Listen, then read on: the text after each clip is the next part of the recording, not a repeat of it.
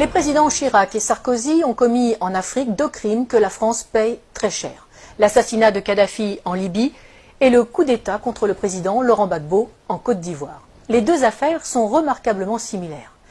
Pour résumer, dans les 2 cas, un président français en exercice a sciemment utilisé la force militaire française contre un pouvoir légitime d'un État tiers pour imposer un régime plus favorable à des intérêts privés et, semblerait-il, également pour éliminer des preuves de financement occulte de campagnes électorales françaises.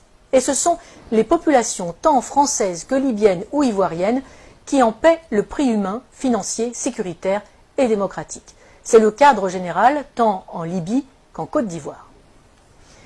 Sur le cas libyen, nous avons régulièrement sur ce même plateau détaillé les conséquences migratoires catastrophiques pour l'Europe et la France depuis que le verrou libyen a été brisé. Nicolas Sarkozy devra en répondre devant la justice, pour l'instant du seul volet financier qui a conduit à l'assassinat du leader libyen avec la complicité des services secrets français, mais il devra également rendre compte tôt ou tard avec le fauteur de guerre BHL des conséquences mortifères pour le peuple libyen et pour l'Europe. Ces 2 hommes ont du sang sur les mains et quel que soit leur caste, ils devront rendre des comptes. Le cas de Laurent Gbagbo est lui aussi exemplaire.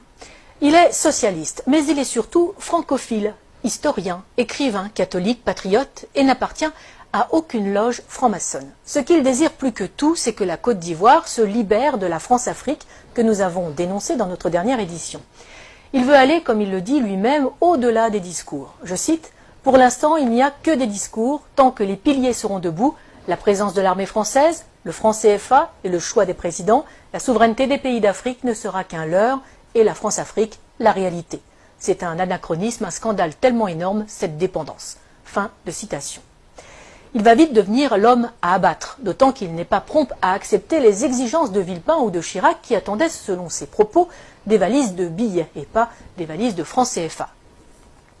Longtemps opposant à Félix Houphouët-Boigny, emprisonné pour cela par le Premier ministre de l'époque, un certain Ouattara, qui est désormais l'actuel président, il est élu à la présidence de la République de Côte d'Ivoire en 2000 face à Robert Guéhi. Dès lors, la France n'aura de cesse de lui faire quitter le pouvoir de gré ou de force. Dès 2002, il doit faire face à une tentative de coup d'État par des éléments armés par le Burkina Faso. Non seulement la France ne le prévient pas de l'attaque, comme Laurent Gbagbo le dira plus tard, bien sûr qu'ils ne m'ont pas prévenu puisqu'ils étaient dans le coup. Mais Michel Alliot-Marie, alors ministre de la Défense de Chirac, refuse de faire jouer les accords de défense pourtant imposés à l'indépendance en 1960 par Paris. C'est une affaire ivoiro-ivoirienne, dira-t-elle.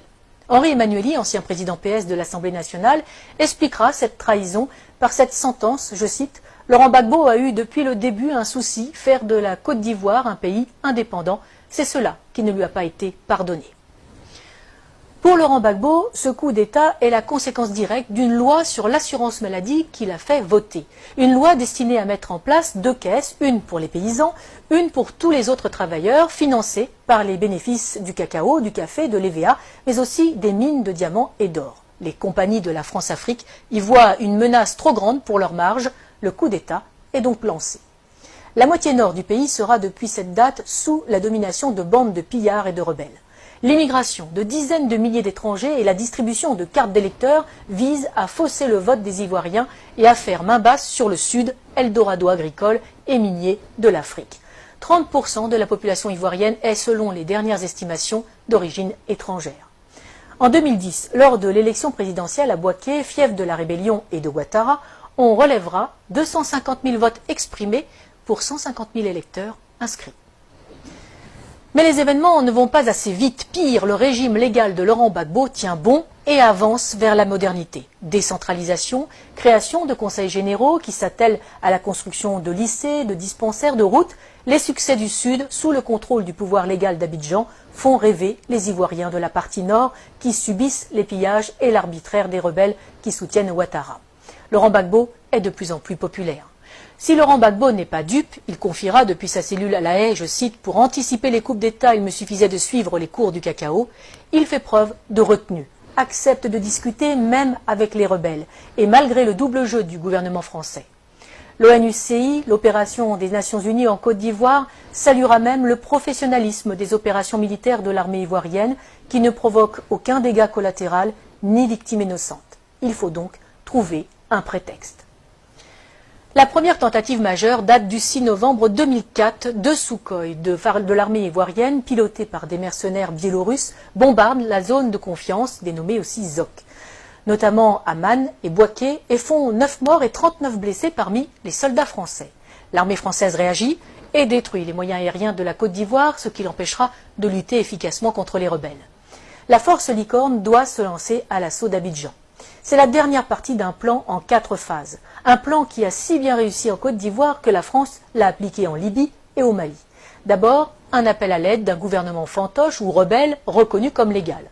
Ensuite, une première promesse d'aide par l'organisation régionale qui se retrouve vite dépassée. Puis un mandat de l'ONU au nom de crimes contre l'humanité, viols, etc. Et enfin, l'intervention de la France sur le plan diplomatique, économique et militaire pour mettre en place les hommes choisis.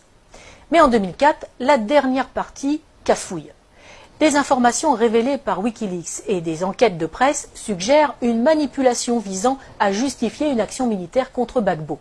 En 2016, la juge d'instruction française Sabine Kéris demande le renvoi devant la Cour de justice de la République, la CJR, des anciens ministres Dominique de Villepin, Michel Alliot-Marie et Michel Barnier, suspectés d'avoir permis l'exfiltration des mercenaires responsables de l'attaque contre les forces françaises. Pour Laurent Gbagbo, les services secrets français ont retourné son chef d'état-major, Mathias Doué, pour une attaque sous faux drapeau afin de légitimer la réaction française.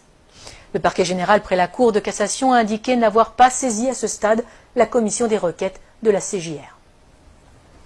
En 2011, alors que Laurent Gbagbo a remporté les élections de 2010, malgré les quelques 450 000 électeurs fantômes rajoutés dans le Nord, Ouattara et ses amis français décident de forcer les urnes. Ils contestent les élections, mais refusent de recompter les bulletins, qui sont détruits. Curieusement, le premier décompte avait été confié à une société française dont le directeur recevra un contrat de plus de 152 millions d'euros par le gouvernement Ouattara. Le 11 avril 2011, après 10 jours de combats à Abidjan et de bombardement de la résidence présidentielle par les forces spéciales françaises de la force Licorne et l'ONUCI, Laurent Gbagbo est arrêté en compagnie de son épouse Simone par les forces françaises. Ce n'est pas la fin des morts. Des centaines de civils seront arrêtés, torturés et exécutés par les complices de Sarkozy. La famille de Laurent Gbagbo, les militants, les ministres, des professeurs, des fonctionnaires. Autre victime de cet assaut, sans doute l'une des plus belles bibliothèques de livres classiques français de toute l'Afrique, seule richesse reconnue de Laurent Gbagbo et qui sera détruite par les bombes incendiaires françaises, tout un symbole. On peut se douter que les nouveaux maîtres de la Côte d'Ivoire ont mis le pays et les industries en coupe réglée. À commencer par Alassane Ouattara, l'ami intime de Nicolas Sarkozy, de Laurent Fabius et de Martin Bouygues, et aussi, aux surprises, de Georges Soros.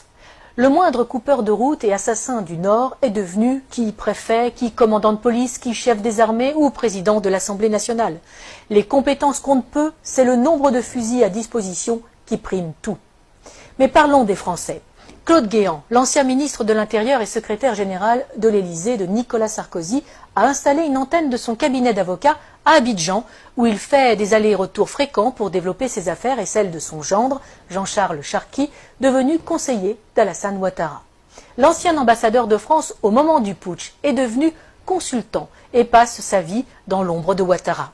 Les chefs militaires de l'opération Licorne sont devenus consultants et se sont vus confier la juteuse modernisation de l'armée ivoirienne. Il ne faut pas non plus oublier les fameuses annulations des dettes africaines. Ces dettes ne sont pas annulées, elles sont en fait privatisées. Les sommes dues et qui ont été payées par les contribuables français sont finalement payées à des entreprises privées du pays créancier pour réaliser des travaux dans le pays créditeur. Travaux largement surfacturés le plus souvent, les contribuables français sont volés de leur remboursement, les Africains spoliés de leurs investissements. Et généralement, les entreprises favorisées sont dirigées par de grands amis des présidents et ministres en place en France. Ils ne peuvent quand même pas exécuter Laurent Gbagbo, bien que un procès en Côte d'Ivoire, oui, mais sans lui, car il est trop populaire. À la Cour pénale internationale, ce sera mieux, surtout qu'elle est le parfait outil de justice des vainqueurs. Externalisé donc à La Haye pour un procès à charge et inique, le procureur a à sa disposition un budget de plus de 28 millions d'euros. La défense, 76 000 euros. L'une des principales sources d'accusation est l'association Human Rights Watch, qui est entièrement financée par Soros, ami de Ouattara. Malgré ça, Par 2 fois, en 2016 et en 2018, le tribunal ne peut que constater l'absence totale de preuves dans le dossier du procureur. Aucun élément de preuve, aucun témoin fiable. Le 15 janvier 2019, Laurent Gbagbo est acquitté par la CPI de la totalité des charges portées contre lui après plus de 7 ans de prison préventive. Il reste cependant en résidence surveillée en Europe. La Belgique lui offre l'asile. Le temps, paraît-il, pour que le procureur puisse faire appel sur de nouvelles bases. Lui, qui n'a jamais réussi à monter un dossier alors qu'il a travaillé main dans la main avec Ouattara et les gouvernements français. Nous n'avons fait ici qu'effleurer ce sujet vaste et complexe qui pourrait servir de trame à une série d'espionnage et de géopolitique. Pour ceux qui voudraient aller plus loin, qu'ils n'hésitent pas à lire l'ouvrage « Libre pour la vérité et la justice » de François Mattei aux éditions Max Milo.